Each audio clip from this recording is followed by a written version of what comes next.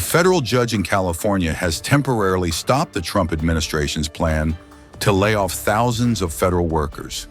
The ruling comes amid a partial government shutdown that has dragged into its third week, leaving Washington deeply divided.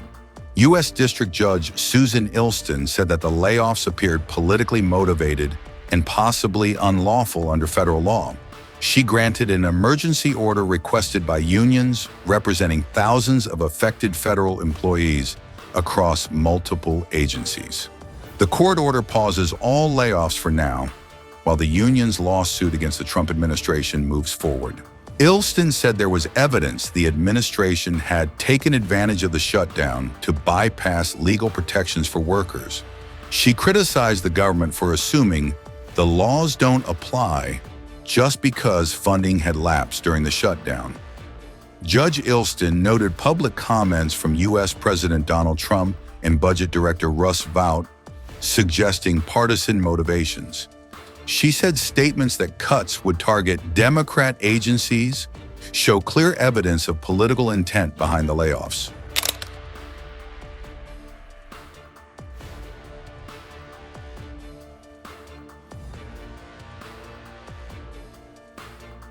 The case stems from a White House plan to slash about 4,100 jobs, with officials hinting the total could exceed 10,000 positions.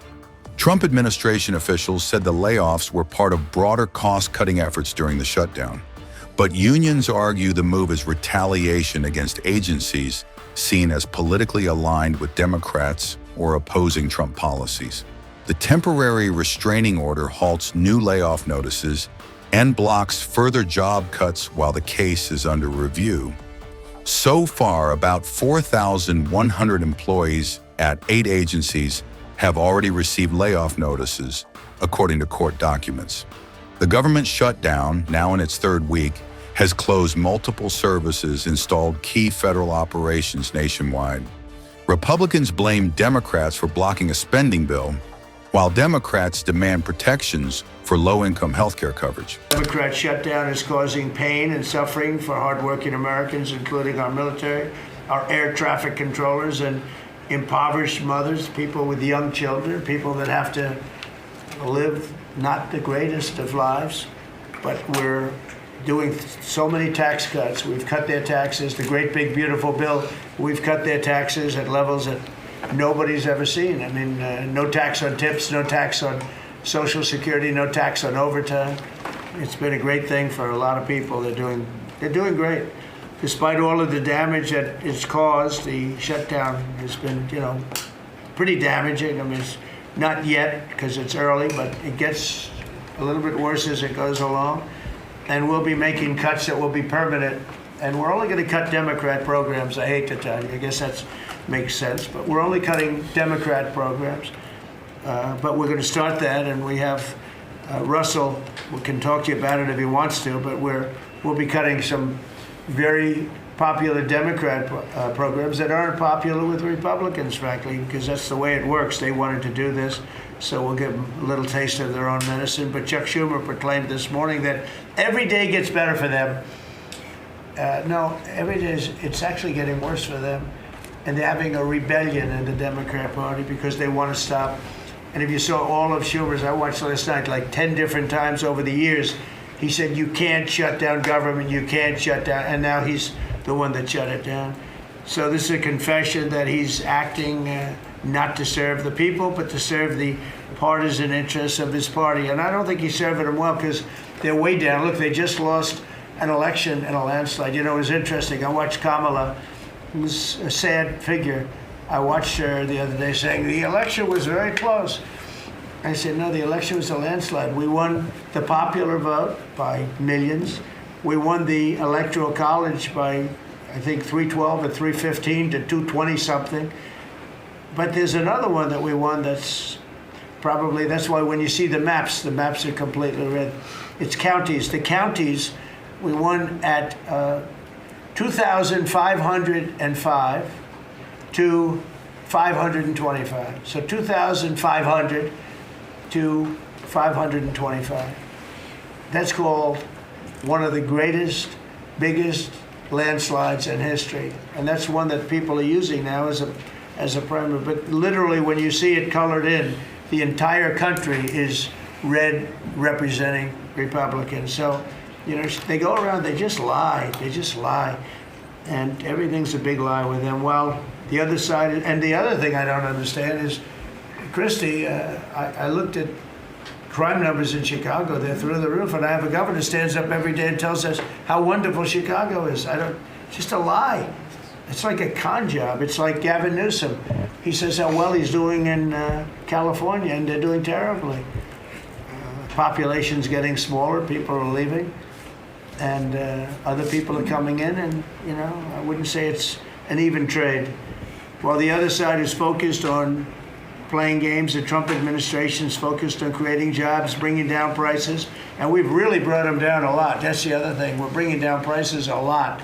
We're bringing down grocery prices, but the big thing is energy. When you bring down energy, everything comes down, and the energy prices are way down. I see we're down to about $61 now a barrel.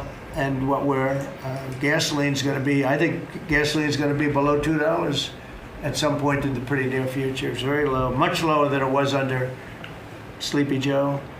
And we're restoring law and order in our country. We're restoring it here, but we're restoring it right now. We're in Memphis. We're going to Chicago. We're going to other cities. Many governors are asking us to, including Democrats are trying to ask. I don't know what the big problem is. If I were a Democrat governor, I'd be saying, whatever you can do to get crime down, I'll take anybody.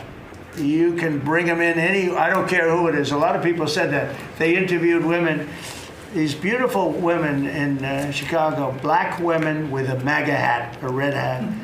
They said, we don't care who he brings in here, but this place is really dangerous. We just want crime to stop. It's true. They don't care. They don't differentiate between the National Guard and the Marines.